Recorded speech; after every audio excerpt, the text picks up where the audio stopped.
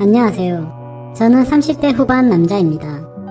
지방 대기업에 다니고 있고 현재 연봉은 7천만원 정도로 생활에는 크게 부족하지도 않은 생활을 하고 있습니다. 20대 후반의 주변 사람들의 소개로 지금의 아내를 만나게 되었고 짧은 연애 기간 동안 마누라가 임신을 하게 되어 결혼까지 하게 되었습니다. 저희 마누라가 사실 인물이 좀 많이 괜찮습니다. 젊을 때부터 길거리에서 캐스팅 제의가 올 정도로 미모가 훌륭했었고 처음 소개를 받고 대시를 할 때 무진장 무시당했었습니다. 그나마 제가 직업이 괜찮아서 연애까지 이어졌었던 게 아닐까 생각을 하고 있습니다. 결국에는 저는 승부욕이 발동되어서 노예가 따로 없다 싶을 정도로 매일같이 정성스럽게 연락하고 선물하고 또 만나게 되면 수십만원짜리 밥을 사주고 그렇게 미친듯이 끝까지 매달려서 저는 지금의 아내와 연애를 시작하게 되었습니다.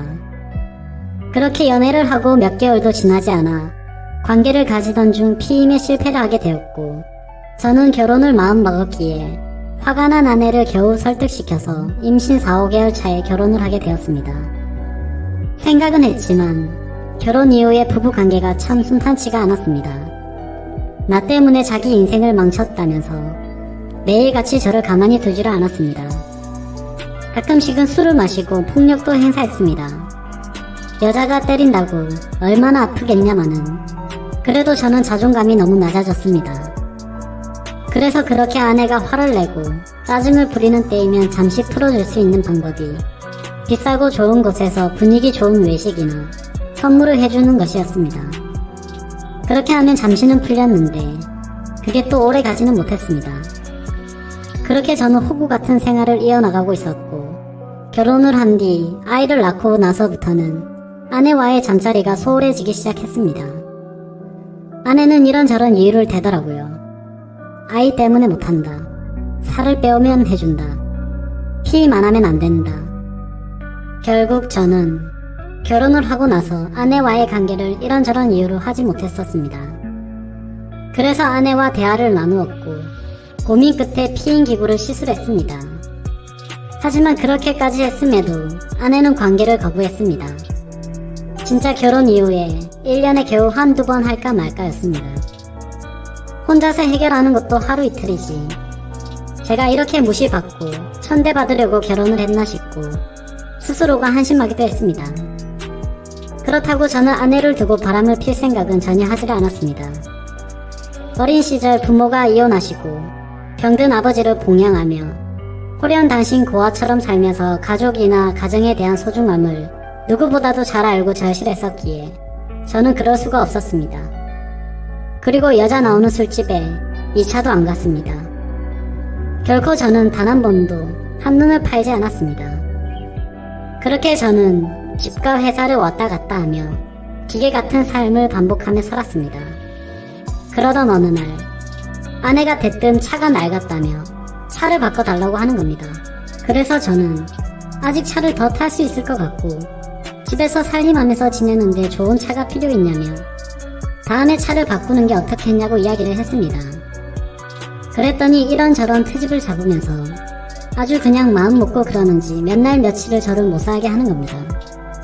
그렇게 며칠이 지났고 남자들에게도 뭔가의 촉이라고 할까요? 냉랭한 기류가 흐를 때 갑자기 쎄한 느낌이 들었습니다. 저는 뭔가 침침한 마음에 아내의 휴대폰을 몰래 훔쳐보게 되었습니다. 휴대폰에는 낯선 남자와 나눈 대화가 있었습니다. 정말 그걸 보는 순간 피가 역류하는 기분이 들더군요. 나에게는 전혀 해주지 않았던 말들, 그 다정한 말들, 남편이 들어야 했던 말들을 다른 남자와 나누고 있었습니다. 그래서 거실 밖으로 나와 일단 마음을 가다듬고 아내에게 물어봤습니다. 내가 아내의 휴대폰을 들이밀면서 이 남자 누구냐고 물었습니다. 처음에는 발뺌을 하려고 하는지 횡설수설하다가 증거를 들이대고 있으니 그냥 만나는 남자라고 자백을 했습니다. 정말 그 말을 듣는 순간 망치로 머리를 맞은 기분이 들었고 손이 덜덜 떨리더라고요. 제가 다시 물었습니다. 그러니까 그게 누구냐고. 그러자 아내는 저의 절친인 친구의 이름을 말하더군요. 정말 믿어지지도 않았고 도저히 현실인지 꿈인지 구분이 안 갈 정도로 저는 큰 충격을 받게 되었습니다. 그래서 지금 내 친구와 바람핀 거 맞냐, 잠자리까지 가진 거 맞냐고 하니까 잠시의 정적이 흐른 뒤에 맞다고 말을 하더라고요. 어떻게 이런 상황이 만들어진 거냐고 물어보니 제 친구와 아내는 평소 사소한 연락을 주고받았고 처음에는 별다른 감정이 없었고 식사나 하려고 만났는데 제 친구의 제안으로 그날 함께 술을 마셨고 결국에는 사고를 쳐버렸다고 말하더군요. 저는 그 당당한 모습에 너무 미친듯이 화가 났고 결혼 후 처음으로 아내에게 욕을 퍼부었습니다. 그리고 주방에 있던 가위를 들고 머리카락을 다 자르려고 하다가 몇 가닥 잘리는 것 보고서 그 순간만큼은 이건 아니다 싶어서 그만두었습니다. 저도 저 스스로를 통제할 수가 없을 지경이었습니다. 아내와 친구에게 배신당한 저는 너무나 분하고 억울하고 결국 울고 말았습니다. 집과 회사를 반복하며 힘들게 가정을 위해서 살았던 내가 정말 분했습니다. 집사람한테 욕을 하고 결혼 후 처음으로 집안에 있는 물건도 부셨습니다. 제 친구였던 그 더러운 놈에게 전화해서 다짜고짜 욕을 했더니 다 알게 됐냐며 미안하다고 말하더니 전화를 끊고 휴대폰을 끄더군요. 저는 너무 화가 나서 아내 보고 얘 보라고, 이렇게 전화 끊고 잠수 타버리는 놈이라고, 그 쓰레기 같은 놈을 만나러 가자고 저는 당장 앞장서라고 했습니다. 이런 놈이 마음에 들면 같이 가서 이야기하고 당장 이혼하자고 했습니다. 그랬더니 집사람은 결혼 후 처음으로 저한테 미안하다라는 말을 합니다. 저는 그동안 수백 번 했던 미안하다라는 말을 했는데 집사람한테는 처음으로 이런 말을 들었습니다. 그 흔한 미안하다라는 말을 왜 바람핀 것 때문에 들어야 될지 저는 정말 몰랐습니다. 그래서 휴대폰을 뺏어서 다시 봤습니다. 그 사이 전화 목록, 메시지, 카톡 내용 등등 전부 다 지워버렸더군요.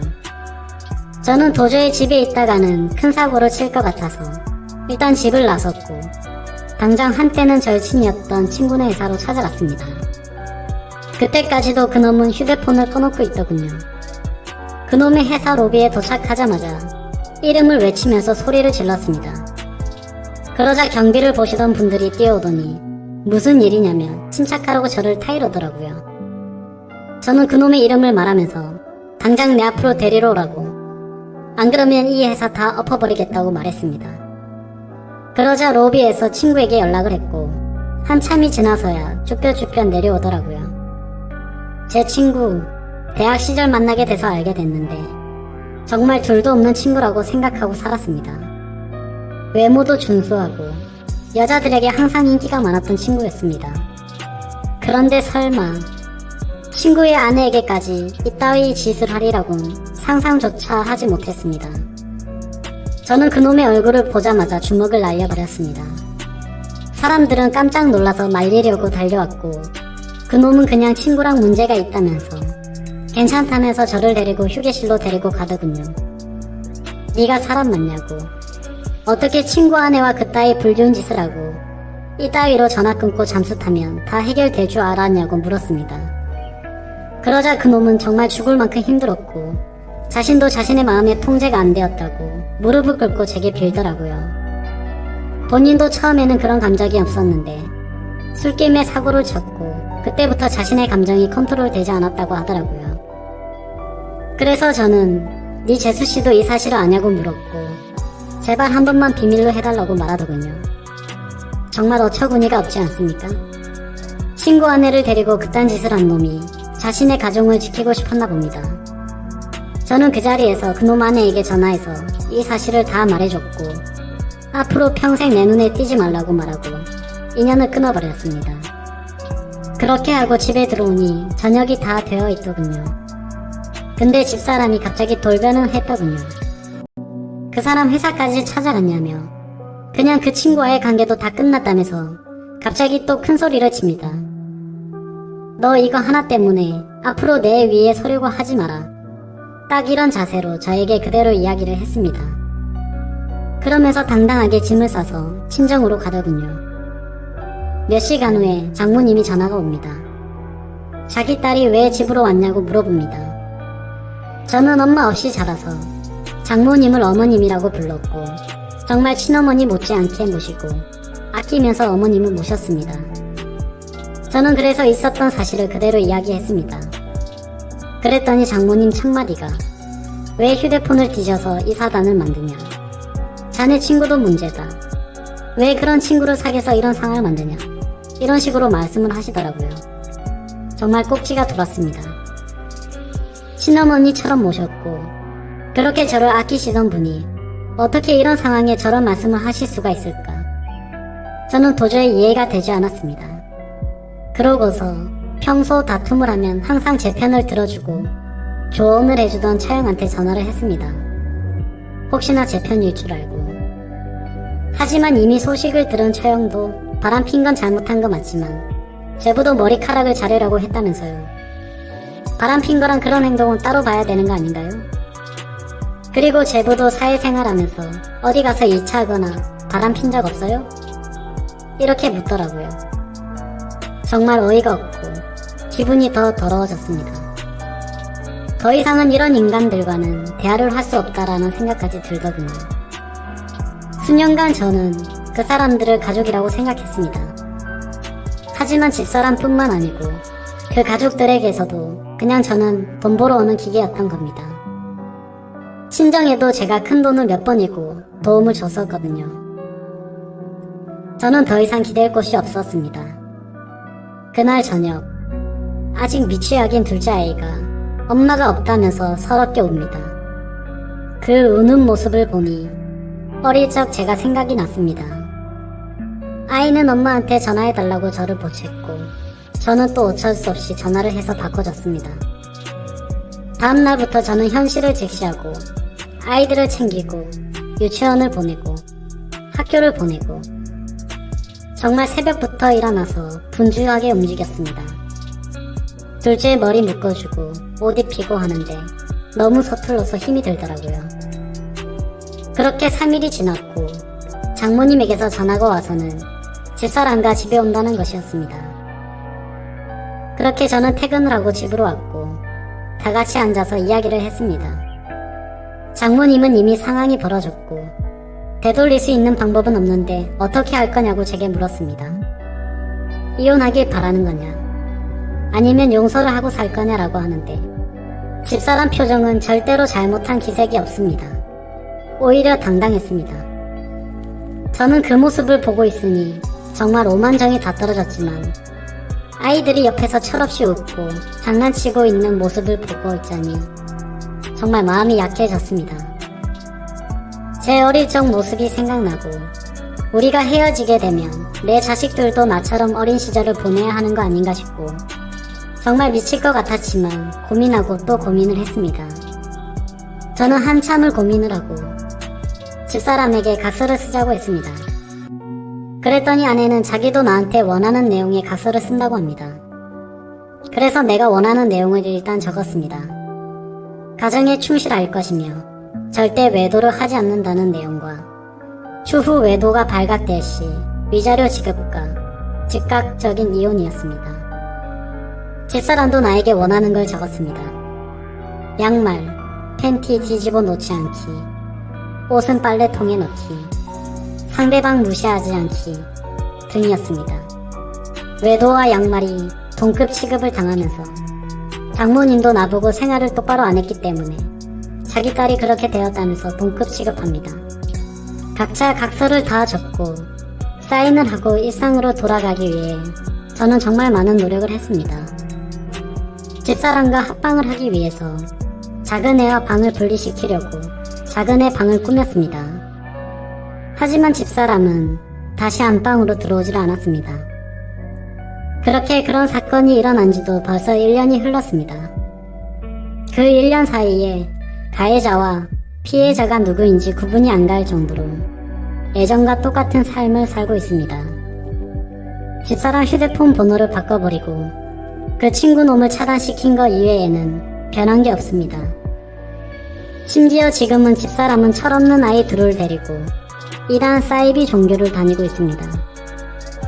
이따위 종교를 믿는 것도 최근에 알게 되었고 한바탕 크게 싸움을 했는데 전혀 말이 먹혀들지가 않더라고요. 정말 제가 미쳐서 그런가 싶기도 한데 요즘은 큰아이가 진짜 내 아이가 맞나? 이런 생각들도 수도 없이 들고 있습니다. 사실 누가 보더라도 저를 닮은 구석이 하나도 없습니다. 심지어 주변에서도 엄마를 많이 닮았는지 제 모습은 보이지 않는다고까지 할 정도로요. 그래서 머리카락을 몇 개 뽑아서 진짜 확인을 해야 하나 싶어 준비까지 다 마쳤으나 만약 내가 생각하는 대로 정말로 그게 사실이라면 아이에게나 저에게나 모두에게 너무 큰 충격일 것 같아서 진행을 포기했었습니다. 유년 시절 결손 가정에서 고생하며 제가 꿈꾸고 바랬던 소박한 가정이 산산조각 나서 깨질까 봐서요. 그리고 아이들의 인생을 망치게 되는 건 아닐까 싶어서 저는 판단이 서질 않습니다. 이런 집사람과 앞으로 수십 년간 평생을 같이 지내야 하는 건지 정말 막막하네요. 제가 어떻게 하는 게 가장 최선일까요? 많은 분들께서 좋은 말씀을 해주시면 좋겠습니다. 감사합니다.